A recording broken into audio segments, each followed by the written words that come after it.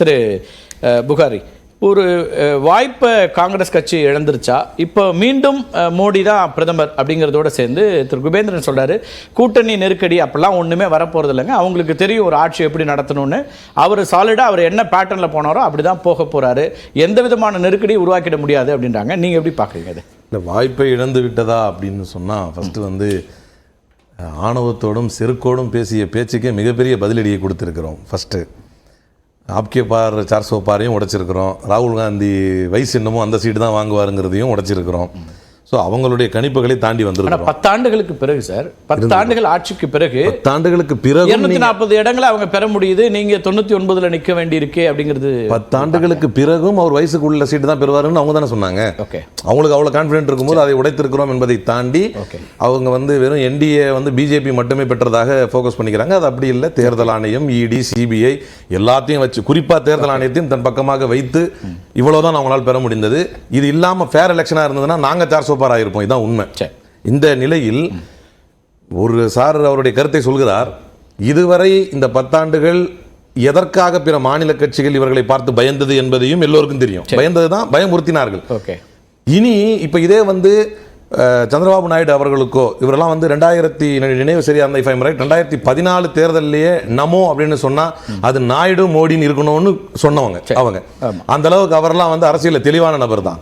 எனவே இந்த பவர்ல இருக்கும்போது ஒரு ஸ்டேட் கவர்மெண்ட்டை உருட்டுறதும் மிரட்டுறதும், இவங்க இல்லைன்னா அந்த கவர்மெண்ட்டை கவுந்து போயிடும். இதெல்லாம் நிதிஷ்குமாருக்கும் சந்திரபாபு நாயுடுக்கும் தெரியாத விஷயம் கிடையாது. என்னை கேட்டால் very clearly I am telling you this, இது இன்னொரு 3 மாதம் இந்த கவர்மெண்ட் தாங்கினாலே பெரிய விஷயம். ரொம்ப அதிகமாக நான் சொல்றது, இவங்க அப்படியே ஒரு ஆட்சி அமைத்தாலும் 3 மாதம் இந்த கவர்மெண்ட் தாங்கினாலே பெரிய விஷயம். 2 பேர் சிரிக்கிறாங்க. இப்போ நான் வந்து இந்த 3 மாசத்துக்குள்ள நான் எப்படி பார்த்துருக்கிறேன் பாருங்க, மார்க் மை வேர்ட்ஸ். ஏன்னா பழக்கமே கிடையாது இவங்களுக்கு. இப்போ என்னன்னா திரு புகாரி, நான் வந்து இந்த மார்க் மை வேர்ட்ஸே எடுத்துடுறது. பல பேர் அதை சொல்றாங்க, அப்புறம் அதை பத்தி கேள்வி கேட்டா வேற பக்கத்துக்கு போயிடுறாங்க. அதனால நான் வந்து மார்க் மை வேர்ட்ஸ் சார், அப்ப நான் மக்கள் மார்க் பண்ணிக்கிறாங்க. இல்ல அதோட விட்டுறோம். அதுக்கு தான் நான் என்ன சொல்றேன்னா, நான் மார்க் மை வேர்ட்ஸ் யூஸ் பண்றது கிடையாது. இதான் ஃபர்ஸ்ட் டைம் நான் யூஸ் பண்றேன். என்னுடைய வயதும் அனுபவம் சிறியதாக இருந்தாலும் எனக்கு தெரிஞ்சு நான் இப்பதான் இதை யூஸ் பண்றேன். ஏன்னா இவங்களுக்கு பழக்கமே கிடையாது. இவர்கள் ஆட்சி நடத்தியதும், இவர்கள் நரேந்திர மோடியாக இருந்தாலும் அமித்ஷாவாக இருந்தாலும் இவங்க எப்படி பழகி இருக்கிறாங்க எல்லாருக்கும் தெரியும். அதே போல மாநில கட்சிகள் இதுல ஒரு விஷயம் தான் சார், நீங்க வந்து உங்களுடைய பார்வை, உங்க அசஸ்மெண்ட் சரியா இருக்கலாம். நீங்க வந்து ஒரு அவங்க 2 பேரும் ஹார்ட் பார்கெனர், அவ்வளவு எளிதாலாம் இது போயிடாது. கூட்டணிக்கு ஆதரவு தரக்கூடியவங்களுக்கு ஏற்கனவே டெல்லி பாலிடிக்ஸ் நல்லா தெரியும். பிரதமராக மோடி வர்றதுக்கு முன்னாடியிலேருந்து நாயுடு அங்க இருக்கிறாரு, அல்லது நிதிஷ்குமாருக்கு தெரியும். இதெல்லாம் ஒரு பக்கம் இருக்கு. ஆனா நீங்க யூபிஏ அரசாங்கத்தை எடுத்துக்கங்க, 2 கவர்மெண்ட்லயுமே காங்கிரஸோட எண்ணிக்கை என்னவா இருந்துச்சு. ஆனா 5 இயர்ஸ் ஃபுல் டேர்ம் அவங்க நடத்த முடிஞ்சிச்சு. நீங்க நடத்திருக்கீங்களா? அப்ப 240 அப்படிங்கிற எண்ணிக்கை வச்சு நடத்த முடியாதுன்னு நினைக்கிறீங்களா? என்ன நடத்தலாம். நான் என்ன சொல்றேன்னா, கூட்டணி முதல்ல அந்த பாயிண்ட்டுக்கு வருவோம். நீங்க கேட்ட மாதிரி கூட்டணி ஆட்சி என்பதே தேசத்தை பலகீனப்படுத்தும் என்று சொன்னவர்கள் தானே. கூட்டணி நல்லதில்லைன்னு சொன்னது தானே. நாங்க ஆரம்பத்தில் சொல்லிட்டு தானே வர்றோம், கூட்டணி தான் ஜனநாயகம்னா என்னன்னு போதிக்கும், கூட்டணி தான் வந்து ஒருத்தனை சர்வாதிகாரி ஆகாம காப்பாத்தும். நாங்க என்னைக்குமே கூட்டணியை பத்தி பேசிட்டு இருந்திருக்கோம். நாங்கள் கூட்டணியை பற்றி பேசுவதற்கும் இப்ப அவங்க கூட்டணியின் பக்கமாக நிர்பந்திக்கப்பட்டிருக்க வித்தியாசம் இருக்குல்ல. அதுக்கு தான் சொன்ன மார்க் மை வேர்ட்ஸ். இப்போ திரும்பவும் சொல்றேன், கூட்டணியோடு இவர்கள் நிர்வாகம் செய்ய மாட்டார்கள் என்பதை தாண்டி நாங்க வந்து இந்த கூட்டணி விஷயத்தை ஏன் பேசுறோம் அப்படின்னா, தலைவர் ராகுல் காந்தி எப்படி மாநில அந்தஸ்து ஒரு முயற்சி எடுக்கிறதுங்கிறது அதுக்கு மேல அதை நகர்த்த முடியாதுன்னு கைவிடப்பட்டதா? ஒரு ஆட்சி அமைப்பதற்கான வாய்ப்புகளை, சாத்தியக்கூறுகளை பார்ப்போம் அப்படின்னு முடிவுகள் வந்த பிறகு இந்தியா கூட்டணியுடைய தலைவர்கள் சொன்னாங்க. அது இனிமே சாத்தியம் இல்லைங்கிற எல்லைக்குள்ள வந்துட்டாங்களா, இல்ல இன்னும் அதுக்கான வாய்ப்புகள் இருக்குன்னு? அதுக்கான வாய்ப்புகள் உறுதியா இருக்கு. ஆனா அதுக்கு நான் மார்க் மை வேர்ட்ஸ் அதுக்காக தான் சொல்லல. இது கன்ஃபார்ம், இது கன்ஃபார்ம். அதனால தான் எங்க பயன்படுத்தணுமோ அங்க தெளிவா பயன்படுத்தினேன். அதுக்காக திரும்ப இதை சொல்றேன்.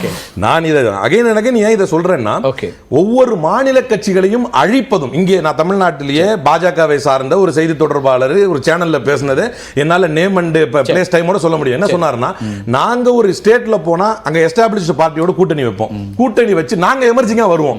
இப்படித்தான் நிதிஷ்குமார் ஏன் முதல்ல இந்த கூட்டணியிலிருந்து வெளியே போனாரு, அது அவருக்கும் தெரியும். சந்திரபாபு நாயுடு ஏன் இந்த கூட்டணி விட்டு இடையில வெளியே போயிட்டு திரும்ப வந்தாரு, அது அவருக்கும் தெரியும். இங்க வந்து இந்த முறை கூட்டணிகள் எல்லா நேரத்திலும் மாறி இருக்கு. திமுக உங்களுக்கு வெளியில மாறி இருக்கு, 2013 மீண்டும் கூட்டணிக்கு வந்தாங்க. இப்ப வந்து ரொம்ப நெருக்கமான நல்ல ஒரு அண்டர்ஸ்டாண்டிங்கோட இருக்கக்கூடிய ஒரு அலையன்ஸ், நீண்ட நாட்களா நீடிக்கிற அலையன்ஸ் மாறி இருக்கு. கேட்காதவர்களுக்கெல்லாம் ஈடி எய்டு வரும். ஷிண்டே ஃபேக்ஷன்ல அப்பா இருக்கிறாரு, பையனுக்கு வந்து உத்தவ் தாக்கரே ஃபேக்ஷன்ல எம்பி சீட்டு கொடுத்த உடனே ஈடு ரைட். அவர் சொல்றாரு நான் இப்பவே சோத்த கம்மியா சாப்பிட்டு பழகிட்டேன், ஏன்னா ஜெயிலுக்கு போனா என்ன நிலைமை ஆகும்னு தெரியாது அப்படிங்கிறார். இது வேற சார். நீ கூட்டணியில இருப்பதும் இருக்கக்கூடாது என்பதையும் உருட்டி மிரட்டி முடிவு செய்வோம் என்கின்ற ட்ரெண்ட் இருக்குல்ல, அது இனிமே எடுபடாது. அதனால இது நிலைக்காது.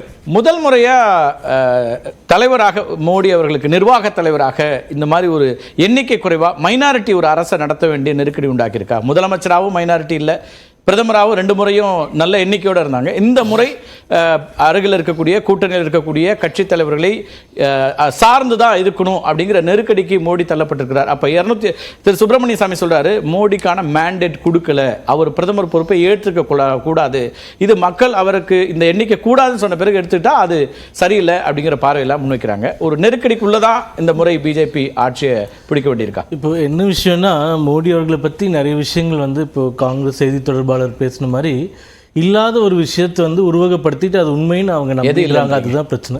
இப்போ விவாதம் ஆரம்பிக்கும் போது நீங்கள் தெளிவாக ஒன்று சொன்னீங்க, இந்த முறை கூட்டணி ஆட்சி, கடந்த முறையும் கூட்டணியில் அமைச்சர்கள் இருந்தாங்கன்னு நீங்கள் சொன்னீங்க. அது சொல்லப்பட்டது. அதை நான் திரும்பி அது வந்து கொஞ்சம் மக்களுக்காக எக்ஸ்பிளைன் பண்ணுறேன். உங்களுக்கு தெரிஞ்சது அவருக்கு மறந்துருக்கும்னு நினைக்கிறேன். 2014 தனி மெஜாரிட்டியாக நாங்கள் வந்து மொத்தமா 282 இடங்கள்ல வெற்றி பெற்றீங்க. கூட்டணியாக 336 இடங்கள். அப்போ பிஜேபி மட்டும் அரசாங்கம் ஆரம்பிச்சிருக்கலாம் இல்லையா? 5 கேபினெட் மினிஸ்டர்ஸ், 6 எம்ஓஎஸ் மினிஸ்டர்ஸ் எங்க கூட்டணிக்கு கொடுத்தோம். 2019 303 இடங்கள், கூட்டணியாக 346 இடங்கள். அப்பவும் 5 கேபினெட் 2 எம்ஓஎஸ் வந்து எங்க கூட்டணி கொடுத்தோம். நான் ஒரே ஒரு கம்பேரிசன் பண்றேன். 2006 தமிழ்நாட்டுல திமுக இதெல்லாம் கொடுத்தீங்க வரல, ஆனா அவர்கள் கூட்டணி ஆட்சி இங்க அமைத்தார்களா? இல்லை. இப்போ 2021 கூட்டணியில இருந்த பாட்டாளி மக்கள் கட்சி எந்தவித நிபந்தனையும் இல்லாமல் நாங்கள் ஆதரிக்கிறோம்னு சொன்னாங்க. இங்கேயும் எங்க கிட்ட அவங்களாம் கேட்கல. நாங்க வந்து என்டிஏ ஒரு கூட்டணியா இருந்ததுனால கூட்டணியா ஆட்சி அமைக்கணும்னு யார் கேட்கல? யாருமே கேட்கல. சந்திரபாபு நாயுடு எதுவும் கேட்கல. வேணான்னு வேணான்னு முடிவு கேட்கல. வேணான்னு சொல்லிருக்கலாம். இப்போ 2020 இன்னொரு கேள்வி ஒரு இது முடிச்சிருக்கேன். இப்போ நீங்க பெருந்தன்மையா இடம் கொடுத்தீங்க, என்டிஆர் சங்கமா நடத்துறீங்க, கொடுக்கிறது இல்லன்னு முடிக்கணும். அது வந்து இவரும் யோசிக்கணும். இவருக்கும் 20 எம்எல்ஏக்கள் இருக்காங்க. இப்போ அங்க கூட்டணி பேசக்கூடிய ஸ்டாலின் அவர்கள் கிட்ட இவங்க போய் கேட்டு இங்கேயும் கூட்டாட்சி அமைக்கலாம் அப்படின்னு கேட்கலாம். பட் இவங்க அதை பண்ணதே இல்லை. நாங்க வந்து அதை பண்ணிருக்கோம். அப்போ 2 முறை 10 வருஷமா ஆட்சி செய்யும் போதும் எந்த ஒரு கேபினெட் முடிவு எடுக்கும் போதும் கூட்டணி கட்சியை சார்ந்து 5 அமைச்சர்கள் இருப்பாங்க, 4 அமைச்சர்கள் இருப்பாங்க. எல்லா முக்கிய முடிவுகளும் அவர்களிடமும் கலந்தாலோசித்து ஒப்புதல் பெற்றுதான் பெறப்பட்டது. கன்சென்சஸோட தான் எல்லாமே கேபினெட் டிசிஷன் எல்லாருமே ஒன்னா எடுக்கிறதான. அதனால மோடி அவர்களுக்கு ஒரு சந்தேகம் வெளியில என்ன இருந்துச்சுன்னா, நீங்க இவ்வளவு சந்தேகங்களை விளக்குறதுனால அந்த சந்தேகத்தை கேட்டுறேன். என்டிஏ கூட்டம்னு ஒண்ணு எப்ப நடந்துச்சு 10 வருஷத்துல? கேபினெட் கூட்டம்னு நடந்தாலே ஒரு நிமிஷம் இருங்க. கேபினெட் கூட்டம்னு நடந்தாலே என்டிஏல இருக்கக்கூடிய கட்சி அமைச்சர்கள் வருகிறார்கள். என்டிஏ கூட்டம் கட்சியினுடைய தலைவர்கள் ஒன்று சேர்ந்துதானா சார் ஆதரவு கொடுப்பாங்க? பொலிட்டிக்கல் கூட்டங்க. நீங்க பொலிட்டிக்கல் கூட்டம் இல்ல, என்டிஏங்கறத சார் நீங்க அரசியல் நீங்க தேர்தல் எப்படி சந்திக்கிறீங்க? என்டிஏன்னு தான சந்திக்கிறீங்க. கரெக்ட். இந்த அமைச்சர் அவரோடு சார்ந்து நாங்க பார்க்கறோம். அப்படியே பாக்குறீங்க. கேக்குறப்ப யூபிஏ கவர்மெண்ட் இருக்கும்போது மாசத்துக்கு ஒரு தடவை யூபிஏ கூட்டம் நடத்திட்டு இருந்தாங்க. கிடையாது சார். அப்ப தேவைக்கு ஏற்ப காமன் மினிமம் ப்ரோகிராம் இருந்துச்சு, பேசினாங்க, கூட்டங்கள் நடந்துச்சு, முடிவுகள் எடுத்தாங்க. கேபினெட் மீட்டிங்ல தான் பேச முடியும். ஏனென்றால் எல்லா கட்சியை சார்ந்த ரெப்ரசன்டேட்டிவ்ஸ் அங்க இருப்பாங்க, அங்கதான் முடிவு எடுக்க முடியும். அதே மாதிரி இங்கேயும் மாசத்துக்கு ஒரு தடவை கேபினெட் மீட்டிங் நடக்குது. கூட்டணி கட்சி ஏன் நான் அந்த கேள்வி முன்வைக்கிறேன்னா, நீங்க கேபினெட்ல தான் முடிவு எடுப்பாங்க, மாற்று கருத்தே இல்லை. நீங்க உங்க கொள்கை சார்ந்து சித்தாந்தம் சார்ந்து சில முடிவுகளை கடந்த 5 ஆண்டுகள் எடுத்தீங்க. அது வந்து ஆர்டிகல் 377 இருக்கலாம், அல்லது வேறு எல்லா விஷயங்களும் வச்சுக்கோங்க. இதுக்கெல்லாம் ஒரு முக்கியமான கொள்கை சார்ந்த விஷயங்களும் போது கூட்டணி இருக்கக்கூடிய கட்சி தலைவர்களை கூட்டு பேசிதானே ஒரு முடிவு எடுப்பாங்க. பொதுவா அவங்க ஆதரவு இருந்தது. அப்படி இருந்துச்சா? கேக்குறேன். இப்போ அதிமுகவே நம்ம எடுத்துக்கலாம். கூட்டணியில இருந்தாங்க இல்லையா? ட்ரிபிள் தலாக்ல இருந்து ஆர்டிகல் 370 25வது ஆண்டு பாராளுமன்றத்துல என்டிஏவோட 25வது ஆண்டு விழா அப்படின்னு சொல்லி தான் ஒரு கூட்டம் நடத்தப்பட்டுச்சு. கரெக்ட்டுங்க. அப்ப வந்து அந்த கூட்டத்துக்கு திரு எடப்பாடி பழனிசாமி அழைச்சிருந்தீங்க, அவர் தான் பிரதானமா இருந்தாரு. இது அது தவிர வேற கூட்டங்கள் நடந்துச்சான்னு எனக்கு தெரியல. நான் என்ன சொல்றேன், அது ஜெனரலாவே எந்த அலையன்ஸ் இப்ப என்ன சொல்ல வர தேவை இருக்கும்போது என்னோட நீங்க மெக்னானிமஸா அந்த இடத்தை கூட்டணிக்கு நாங்களே கொடுத்தோம், இது கூட்டணி ஆட்சின்னு சொன்னோம். என்னோட கன்க்ளூஷன் என்ன இருந்துச்சுன்னா, அன்னைக்கு இவங்கெல்லாம் இல்லைன்னாலும் நீங்க ஆட்சி நடத்த நடத்த முடியும். முடியும். இன்னைக்கு அப்படி பண்ண முடியாது. இல்லங்க அவங்கெல்லாம் தேவை இல்லைன்றப்பவே கூப்பிட்டுட்டு எங்களால சக்சஸ்ஃபுல்லா நடத்தும் போது Okay. இது ஒன்றும் புது விஷயம் இல்லைன்னு சொல்றேன். அந்த ட்ரெண்ட் அப்படியே கண்டினியூ ஆக போகுது, அவ்வளவுதான். அதனால மோடி அவர்கள் கூட்டணியோடு இருக்க மாட்டாங்க, சேர மாட்டாங்கன்னு இன்ஃபேக்ட் இப்ப நான் என்ன சிம்பிளா கேக்குறேன் சார், ஒரு நிமிஷம். இன்ஃபேக்ட் கருணாநிதி அவர்களுடைய பிறந்த நாள் வந்தது, முன்னாள் முதல்வர். அப்போ பிரதமர் மோடி அவர்கள் ஒரு ட்வீட் போட்டு அதுல என்ன சொல்றாரு, அவர் முதல்வரா இருந்தப்பல இருந்தே எனக்கு நல்ல இருக்குன்னாரு. அப்போ மோடினா எந்த கட்சிக்காரங்களும் யாரும் பேசவே மாட்டாங்க, திருப்பிட்டு போயிடுவாங்க, அந்த மாதிரி ஒரு உருவகத்தை படுத்துறீங்களே, அது தப்பு. அவர் எல்லா லீடர்ஸ் மாதிரி